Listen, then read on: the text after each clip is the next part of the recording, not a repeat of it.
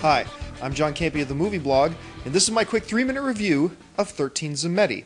Now, 13 Tzameti is a black and white French subtitled film, but don't let that scare you off. The basic idea of 13 Tzameti is this. A young 22-year-old man lives in an apartment with his mom, his sister, and his brother, and the family is having a hard time making ends meet. To earn an income, he works as a roofer. Now, while working as a roofer for this one family, he overhears the family and guests in the house talking about a letter that's arrived that promises a lot of money but could be dangerous or illegal. The man of the house dies, and in a desperate attempt to try to provide for his family, this 22-year-old man steals the letter and goes to this secret location in the man's place. Basically, what happens then is this. He walks right into the middle of a game played by mob bosses, and it's basically a tournament of Russian roulette.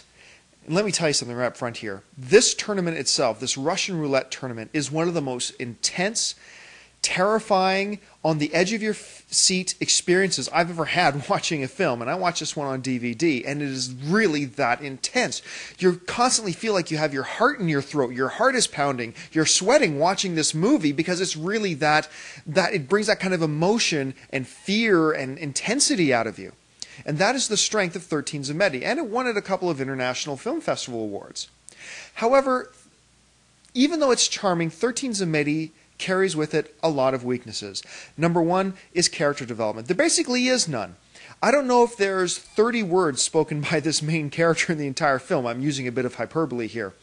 The mob bosses, we don't really know anything about them other than that they're bad guys. How did this tournament come about? What happens at the end of the tournament? Are we really supposed to believe that the contestants walk? All these types of things.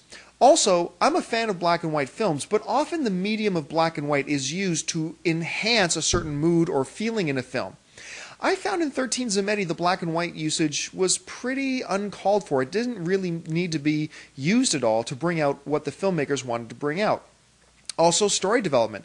There wasn't much story development. Things kind of hop from A to B to C without much rhyme or reason until we're left with the story at hand.